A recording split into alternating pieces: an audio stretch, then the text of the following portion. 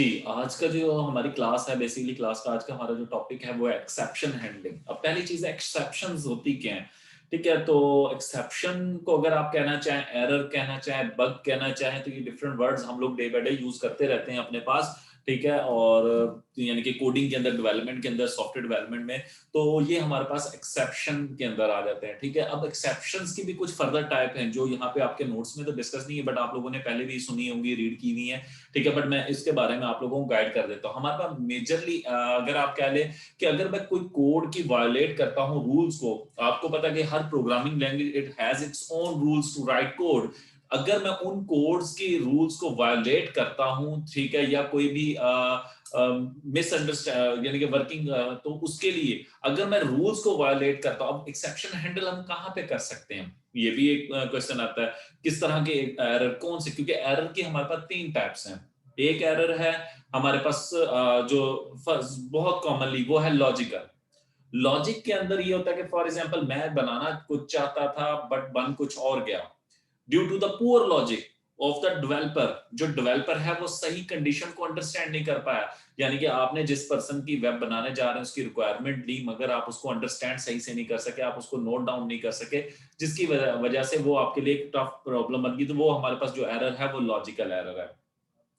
फिर हमारे पास एक आ जाता है रन टाइम एरर। अब रन टाइम एरर क्या है? रन टाइम एरर हमारे पास अगर मैं कहूं कि आपने प्रोग्राम बिल्कुल ठीक लिखा, सब कुछ ठीक है, कोई उसके अंदर इशू नहीं है, तो बट वो आप लोगों के पास जब आपने उसको एग्जीक्यूट किया, ठीक है, इनवैलिड इंफॉर्मेशन ऐड कर दी। फॉर एग्जांपल नेम की जगह आप लोगों ने रोल नंबर ऐड कर दिया, तो ये भी एक किस्म का एरर है। जब शो करेंगे तो नेम की जगह रोल नंबर शो हो रहा होगा, तो ये भी एक एरर है। तो यानी कि due to the invalid input of the user, program ठीक है, लॉजिक बिल्कुल ठीक है, but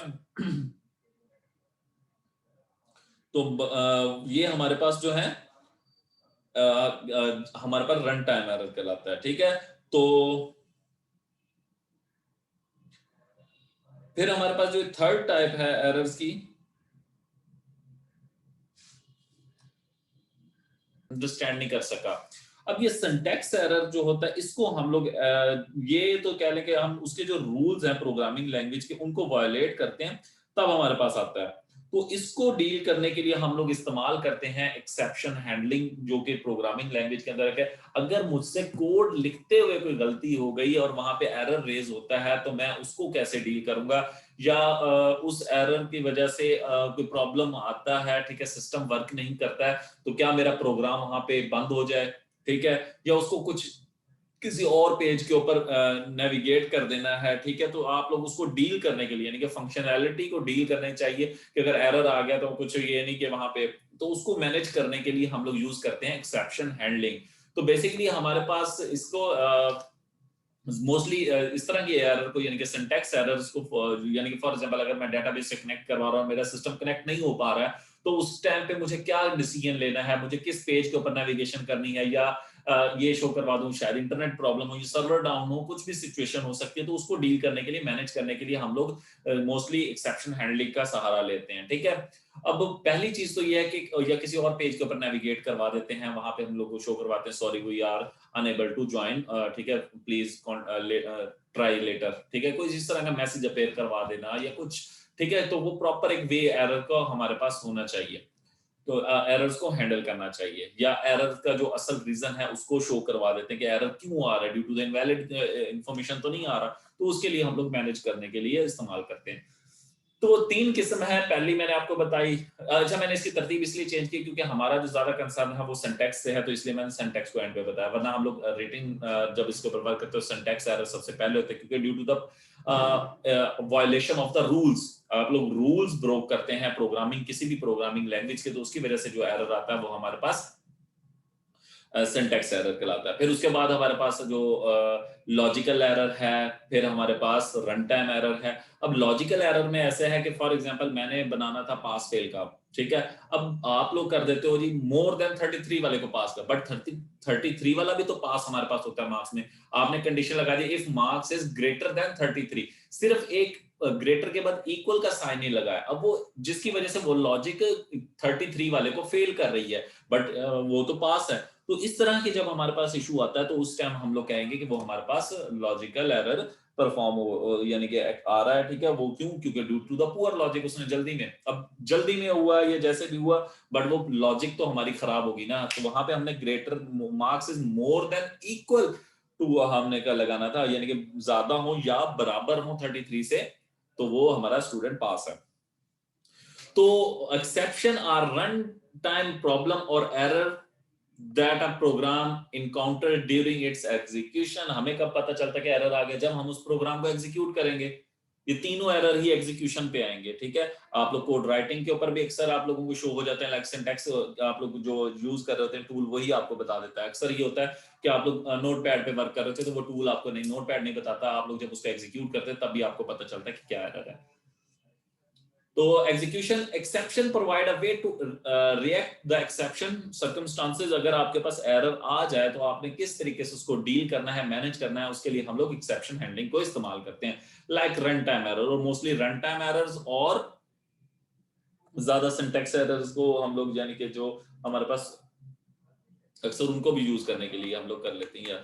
in program bye mostly जो होगा वो रन टाइम के लिए इस्तेमाल होगा। In program by transferring control to special function called handler, और उसको हम कहां शिफ्ट कर देंगे? हैंडलर पे शिफ्ट कर देंगे।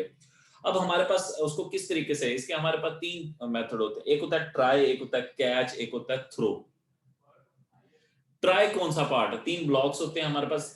ट्राई बेसिकली वो पार्ट है जिसको मैंने कोड को एग्जीक्यूट करने की कोशिश करनी है।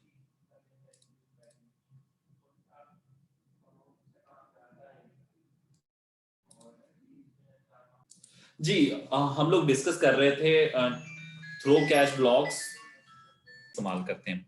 तो थ्रो एंड ट्राई कैच के जरिए हम लोग जब मैनेज करते हैं तो हम लोग करते क्या है, ट्राई बेसिकली वो हमारा ब्लॉक होता है जिस कोड को हम एग्जीक्यूट करना चाहते हैं और जहां पे यानी कि एरर आने के चांसेस होते हैं। फॉर एग्जांपल, आप डिवाइजर को चेक करें इक्वल टू 0, ठीक है। तो आप इसको यानी कि ये जो कोड है इसके ऊपर अगर आप यहाँ पे डिवीजन, अब जो डिवीजन के ओके अटेंडेंस हो जाएगी जिन बच्चों की लेट ज्वाइनिंग है। तो वो ट्राई के अंदर हम लोग वो चीजें अप्लाई करते हैं जहां पे एरर आने के चांसेस हो, जैसे कि 15/0 जैसे आएगा तो हमने क्या किया, वो उसको ट्राई करेगा करने की, बट वहां पे एरर जनरेट होगा तो उसको हम क्या करवा देंगे, ट्राई करेगा, ठीक है। ट्राई करने इस कोड को एग्जीक्यूट करना की कोशिश करेगा। अगर इन केस ऑफ यहाँ पे कोई एरर आ जाता है तो वो क्या करेगा, कैच पोर्शन को एग्जीक्यूट कर देगा। कैच पोर्शन में ये होता है, एक्सेप्शन आती है कि आप लोग वहां पे कोई एरर मैसेज प्रिंट करवाना चाहते हो या कोई शो करवाना चाहते हैं, या फिर हम लोग दूसरा हमारे पास होता है कि हम लोग कैच के अंदर कोई किसी दूसरे कोड को एग्जीक्यूट करवा दिया, दोबारा उसको एग्जीक्यूट करने की कोशिश करते हैं, ठीक है। तो इट्स ऑन टू अस कि हम उसको किस तरीके से मैनेज करते हैं। क्योंकि ट्राई वो पोर्शन है जहां पे वो हम सोचते हैं कि यहाँ पे एरर आ सकता है, उस कोड को हम लोग ट्राई पोर्शन में डालते हैं। और ये एक्सेप्शन, अब ये $ई के अंदर जो होगा वो आपका एरर पड़ा हुआ है। अगर आप इस एरर मैसेज को प्रिंट करवाना चाहते हैं तो आप इसको प्रिंट करवा सकते हो। ई के अंदर वो आपका एरर मैसेज आ जाएगा जो आपका इसकी वजह से जनरेट होगा। तो वो आप एरर को यहाँ पे प्रिंट करवाना चाहें तो वो $ई के अंदर है, ठीक है। क्योंकि आपने एक्सेप्शन का की किस्म का एक वेरिएबल बनाया है $ई क्या नाम से, और उसको अगर आप प्रिंट करवाना चाहें तो वो आप प्रिंट कर सकते हैं, ठीक है। तो ये वो पोर्शन, ट्राई वो पोर्शन है जो इसके अंदर एरर आने का चांस है, और कैच वो पोर्शन है। तो ये ऊपर थ्योरी में भी मेंशन है, try represent a block of code that can throw, जो हमें एरर दे सकता है, दिया नहीं है, जो देने के चांसेस हैं, जिसके ऊपर मैं चाहता हूं कि यार यहाँ एरर आए, वो कोड इसके ट्राई पोर्शन के अंदर आ जाएगा जहां पे एरर आने की चांसेस हैं, ठीक है। और कैच क्या है? कैच रिप्रेजेंट करता है ब्लॉक ऑफ उस कोड को जो एरर आने की सूरत में, अगर आपके पास ट्राई वाले पोर्शन में एरर आए तो कैच को आप चलाएंगे कि उस एरर को कैच करके प्रिंट करवाना है या करना है। फिर उसके बाद ये थ्रो हमारे पास होता है, ये होता है हम एक्सेप्शन को थ्रो करवाने के लिए इस्तेमाल करते हैं, ठीक है। कि आप उसको कैसे करेंगे, अब ये यानी कि क्या मैसेज लाना है, तो ये थ्रो करवा दें कौन सा मैसेज, यानी कि आप उस एरर के ऊपर कौन सा मैसेज, यानी कि ई के अंदर क्या भेजें, डिवीजन/0, तो ये आपने थ्रो करवा रहे हैं कि अगर एरर आ जाए तो आप लोग क्या मैसेज डिस्प्ले, तो डिवीजन/0 का आप ये अपना थ्रो करवा रहे हैं, ठीक है। इन केस ऑफ अगर जब एरर आएगा इस तरह का तो आप क्या थ्रो करवाएंगे, तो आप अपने मेथड से उसे थ्रो करवा देते हैं, यानी कि इसके अंदर, यानी कि कैच के अंदर आप अगर मैसेज, गेट मैसेज का फंक्शन है, ठीक है, और आप उसके अंदर इसको मैनेज करने के लिए ये एरर मैसेज इसे देंगे तो गेट मैसेज अपना एरर शो करवा देगा। तो ये हम लोग अंडरस्टैंडिंग द डिवीजन, अभी ऊपर जो कोड हमारा लिखा हुआ उसको डिटेल में उन्होंने समझाने के लिए लिखा है कि हमारे पास एक डिवीजन का मेथड है जो फंक्शन बनाया गया है जिसके अंदर दो पैरामीटर रखे गए हैं डिवाइडर, ठीक है। अगर इक्वल के जीरो है तो वो क्या करवा देगा, एक एरर रेज करेगा, थ्रो करवाएगा एक एरर, ठीक है। तो ये हम लोग अपनी तरफ से अगर कोई एरर बनाना चाहते हैं तो वो थ्रो करवा देंगे हम एरर कि ये डिवीजन बाय जीरो, ठीक है। तो ये जो आपका मैसेज डिवीजन बाय जीरो, तो ये एक न्यू एक्सेप्शन हमने यहाँ पे रेज करवाई अपने कोड से, हमने खुद ये रन टाइम एरर बनाने के लिए। रन टाइम एरर होता है क्योंकि इनवैलिड इंफॉर्मेशन उसने ऐड की तो हम लोग उसको एरर बना के शो करेंगे। तो ये एक्सेप्शन, न्यू एक्सेप्शन जनरेट की थ्रो न्यू एक्सेप्शन, और ये उसका मैसेज के डिवीजन बाय जीरो, और ये आपका एल्स पार्ट के अंदर को क्या कर देगा, डिवाइड कर देगा।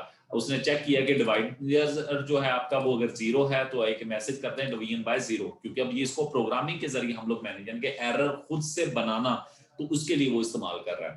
तो आप लोगों को अंडरस्टैंड हो गया होगा।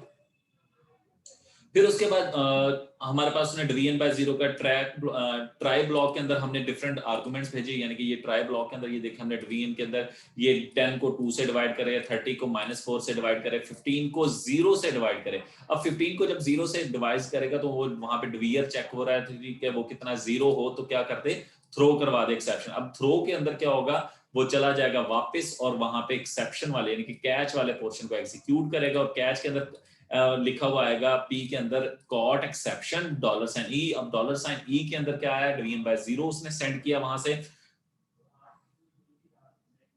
If the execution generate while, ये वही जो बात मैंने अभी आप लोगों को बताई कि ट्राई को चलाएगा, ट्राई नहीं हुआ तो ब्लॉक कैच चलेगा। वो कैच किसकी बेस पे चलेगा, क्योंकि मैंने वहां पे एरर रेज किया, मैंने थ्रो करवाया है एक एक्सेप्शन और उसको कैच कर लेगा ई, और वो आपके पास ई जो कंटेन करेगा exception information, the error message from the object $e can be retrieved using exception get message method। तो exception का get method मैसेज का एक मेथड है, ये जो हमने यहाँ पे एरर इसके अंदर एक्सेप्शन के अंदर डाला था ना डिवीजन बाय जीरो, तो वो इस गेट मैसेज मेथड की arrow function arrow function gate message, वो उसके अंदर से मैसेज निकाल के आपको प्रिंट करवा देगा। तो जो ये मैसेज हम यहाँ से सेंड कर रहे हैं डिवीजन बाय जीरो, वो इसके अंदर गेट मैसेज की वजह से शो हो जाएगा। तो गेट मैसेज हमारे पास वो फंक्शन है जो इस एरर को शो करवाएगा। तो ये हमारे पास तीन चीजें होती हैं, ठीक है, ट्राई, कैच एंड थ्रो। अगर किसी को कोई क्वेश्चन है मैं दोबारा गाइड कर देता हूं। ट्राई मेरा वो पोर्शन है जहां पे हमारे पास एरर आने के चांसेस होते हैं। कैच वो पोर्शन है कि अगर ट्राई के अंदर एरर आ गया है तो वो कैच को चलाए। अब वो ट्राई करेगा उस कोड को, अगर मैंने वहां पे उस कोड के अंदर मैंने अगर थ्रो करवाया कोई एरर कि ये वाला एरर आ रहा है, ठीक है, मैंने कोई कंडीशंस लगाई हुई हैं, जैसे कि यहाँ ऊपर वाला हमारे पास था कि अगर डिवाइजर जो है वो जीरो हो तो आपने एक एक्सेप्शन थ्रो करनी है। एक्सेप्शन की यानी कि एक्सेप्शन रेज होगी कहां पे, इस वाली लाइन पे डिवाइजर 15 बाय जीरो पे। अब यहाँ पे एरर आया जीरो वाला, तो वो क्या करेगा, कैच पोर्शन को वर्किंग की तरफ ले जाएगा, ठीक है, क्योंकि मैंने एरर जनरेट करवा एक्सेप्शन रेज की हुई है, तो वो कैच पोर्शन को उसने एग्जीक्यूट किया, और कैच के अंदर उसने $ई के पास वो मुकम्मल एरर है, एक्सेप्शन आ चुकी है $ई के पास। अब ई के अंदर से वो जो मैंने मैसेज भेजा है डिवाइजर बाय जीरो का, वो मैं असेस करना चाहता हूं, $lambda function with gate message का मेथड है, वो आप अप्लाई करेंगे तो ये आपके पास वर्क करेगा। तो अभी हम लोग इस कोड को इंप्लीमेंट करके चेक कर लेते हैं अपने पास। तो मैं इसको कॉपी कर रहा हूं जी। ये खुद से आप लोग एरर हैंडल्स करने के लिए, रन टाइम एरर को हैंडल करने के लिए आप लोग इस्तेमाल करेंगे। तो रन टाइम एरर हमने डिस्कस किया था, कब आते हैं हमारे पास, due to the invalid input. तो पहली चीज ये है कि जैम्प,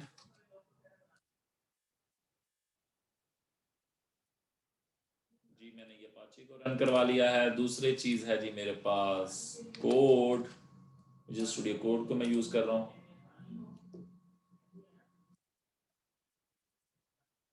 तो यहाँ पे मैं एक न्यू फाइल जनरेट कर रहा हूँ जी, एरर डॉट php, और इसमें मैं कोड पेस्ट कर रहा हूँ।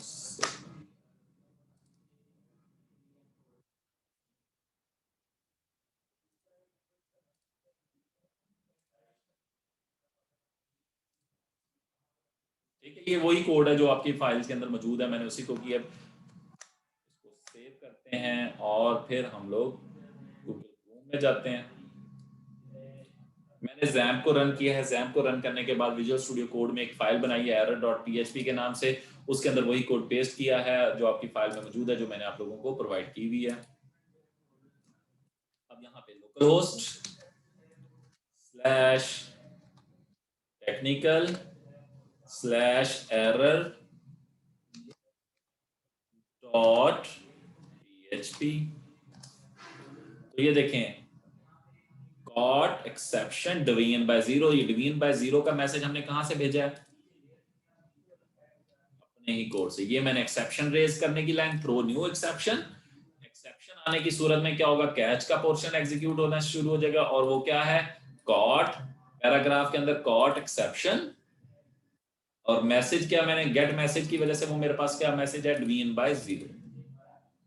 तो ये बिल्ट इन गेट मैसेज का जो है ये बिल्ट इन फंक्शन है, ये इन केस ऑफ एक्सेप्शन लाजमी नहीं कि इसी एक्सेप्शन किसी और एक्सेप्शन पे भी आ सकता है, ठीक है, जहां पे भी हमारे पास एरर आने के चांसेस होते हैं तो ये एरर हमें शो करवा देगा। फॉर एग्जांपल अगर मैं यहाँ पे डिवीजन के, ये आई मैंने गलत कर दिया, मैंने इसको सेव करके अगर मैं इसको एग्जीक्यूट करता हूँ तो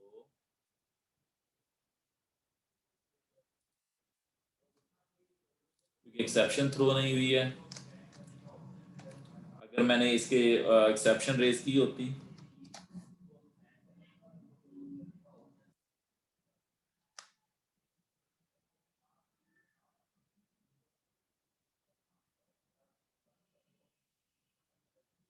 आप लोग अगर कोई एक्सेप्शन खुद बनाना चाहते हैं, यानी खुद से एरर बनाना पीएचपी के अंदर, वो इस तरीके से डील करोगे कि पैराग्राफ एग्जिस्ट नहीं करता, या कोई भी हम लोग सर्च करें, अगर सर्च नहीं हुई तो आप वहां पे एक्सेप्शन रेज कर सकते हैं।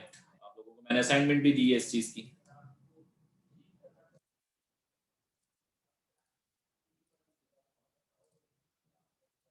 तो हमारे पास एक्सेप्शन हैंडलिंग बहुत इंपॉर्टेंट टॉपिक है, ठीक है, आप लोग इसकी ये थ्योरी देख ले। मैं अगेन रीड करता हूँ, the division function in the example above check if advisor is, ठीक है, उन्होंने बेसिकली एरर जो बनाया है वो किस चीज का बनाया, कि डिवीजर जो हमारा जो है वो जीरो है, ठीक उसका, ठीक है। तो डिवीजर का हम लोग अगर अब फॉर एग्जांपल उसको मेथड आप लोगों ने बनाए, ठीक है, अगर वहां पे कोई वाकई डिवीजन के अंदर जीरो एंटर करता है तो आप लोग एरर जनरेट करवाएंगे। तो एरर जनरेट करने के लिए उसने डिवीजर फंक्शन के अंदर और डिवीजन फंक्शन को जो उसने बनाया है उसको ट्राई ब्लॉक के अंदर उसने एग्जीक्यूट करवाया। अब वो फंक्शन चलेगा, वहां पे आपने इफ कंडीशन लगा दी, और इफ कंडीशन में आपने क्या लिखा कि अगर डिवाइजर जो आपका डिवीजर है, ठीक है, वो इक्वल है जीरो के, आप लोग थ्रो करें क्या, न्यू एक्सेप्शन, एक्सेप्शन रेज की, और उसको आपने मैसेज क्या दे दिया, डिवीजन बाय जीरो, ठीक है। या आप लोग यहाँ पे ये भी लिख सकते हैं, you could not divide by zero, ठीक है, कुछ भी अगर जो भी आप आपका दिल करता है मैसेज, तो आप उसकी एक्सेप्शन रेज कर देंगे, और वो एक्सेप्शन जो है वो जाके एग्जीक्यूट होगी।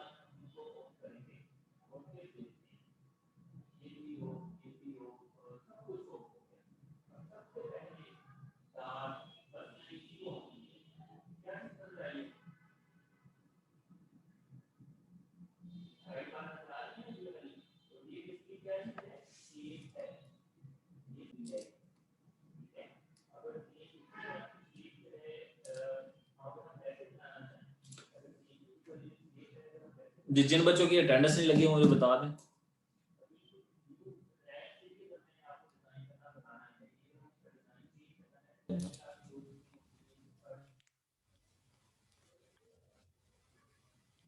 ठीक है सर, शुरू करूं? आवाज़ आ रही है मेरी?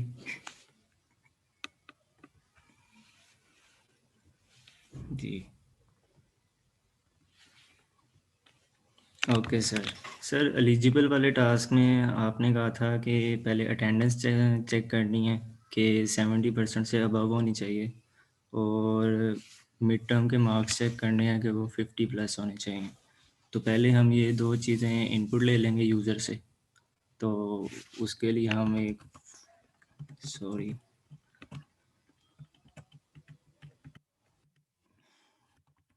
फॉर्म का टैग बना लेंगे और उसमें एक्शन है जी हमारा एलिजिबल 1 में ही, और मेथड हम ले लेते हैं जी गेट का।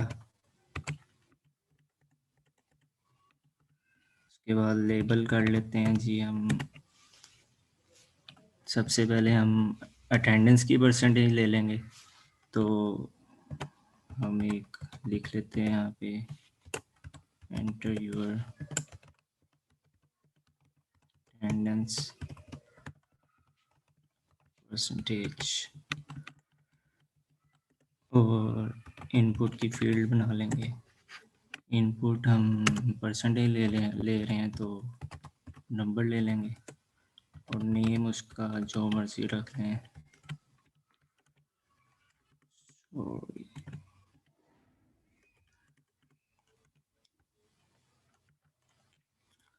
नेम इसका हम रख लेते हैं जी परसेंटेज ही रख लेते हैं, या फिर अटेंडेंस रख लेते हैं। और यहाँ पे एक ब्रेक का टैग लगा लेते हैं, और यहाँ पे भी ब्रेक का टैग लगा लेते हैं। अटेंडेंस की हमने इनपुट ले लिया है, उसके बाद हम एक और इनपुट लेनी है मिड टर्म मार्क्स के लिए। और हम लिख लेते हैं एंटर योर मिड टर्म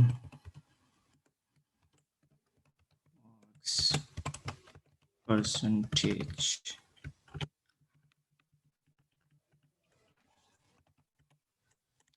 इसकी भी इनपुट फील्ड बना लेते हैं जी, ये भी हम नंबर में ही ले लेते हैं। इसका नेम रख लेते हैं जी हम कुछ भी, मिड टर्म रख लेते हैं। यहाँ पे एक और ब्रेक कट है, और अब एक बटन बना लेते हैं सबमिट का।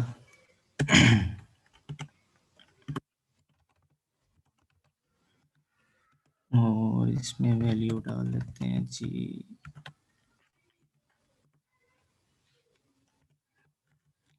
रिजल्ट।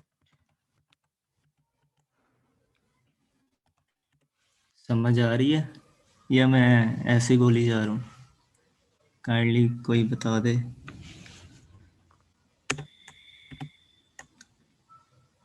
ओके, चलें, हमने अब इनपुट ले ली है।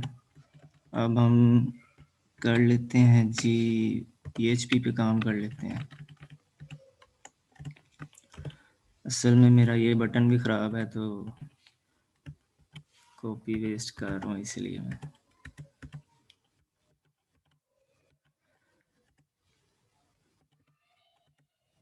अच्छा, अब हमने करना क्या है जी, पहले हम एक PHP में वेरिएबल बना लेते हैं जी अटेंडेंस का, और उसमें हम गेट कर लेते हैं जी अटेंडेंस।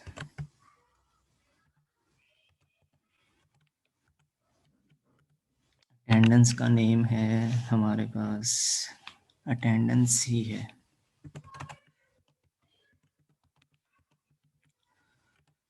और ऐसे ही हम एक और वेरिएबल बना लेते हैं जिसमें हम मिड टर्म के नाम से ही बना लेते हैं।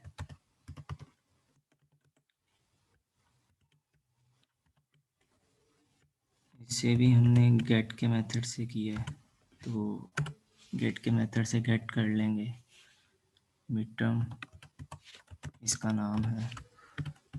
तो अब हमने ये दोनों गेट कर लिए हैं PHP में। अब हम इन पे करेंगे जो भी फंक्शन बना लें, या सिंपल ऐसे कर लें। तो मैंने फंक्शन बना के किया था, तो इधर भी फंक्शन ही बना के करूँगा मैं। फंक्शन को यहाँ पे मैं कुछ भी नाम दे देता हूँ, एलिजिबिलिटी के नाम से मैं एक फंक्शन को कॉल कर रहा हूँ।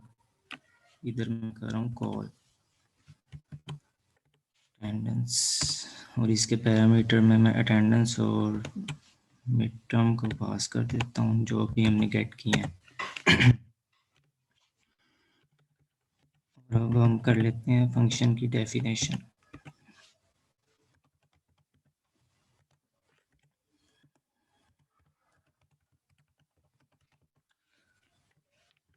अब इसमें भी हमने 2 पैरामीटर्स रखने होंगे जो कि उनको गेट करेंगे जो हमने वैल्यूज पास करवाई हैं। अब इस फंक्शन में हमने क्या चेक करना है कि इफ़ की कंडीशंस लगा देंगे कि अटेंडेंस हमारी 70% से अबव होगी और मार्क्स हमारे 50% से ज़्यादा होंगे तो हम एलिजिबल होंगे एग्ज़ाम के लिए। तो हम इफ़ की कंडीशन में डॉलर अटेंडेंस ग्रेटर देन या फिर इक्वल टू 70 होगी and dollar greater equal to 50% होंगे तो हम इको करवा देते हैं यहाँ पे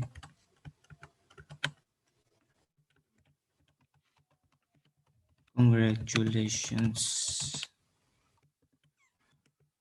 you are eligible to take exam। Good हो गया। और एल्स में हम इको करवा देते हैं सॉरी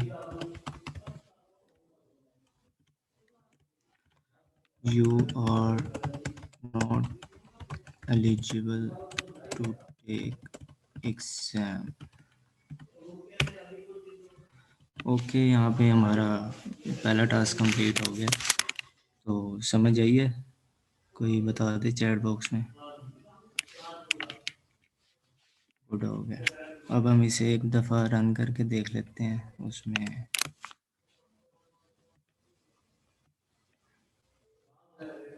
कम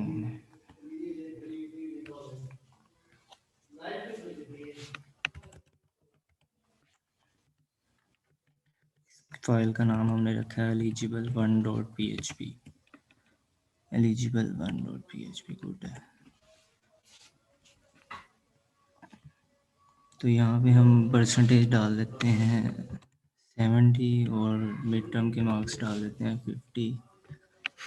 तो वो हमें रिज़ल्ट शो करवा रहा है congratulations you are eligible to take exam. अब हम छोटी वैल्यू भी डाल के देख लेते हैं कि हमें वो सॉरी वाला मैसेज शो करवा रहा है कि नहीं। तो ये भी करवा रहा है। ठीक है, डन हो गया। ये कोड है।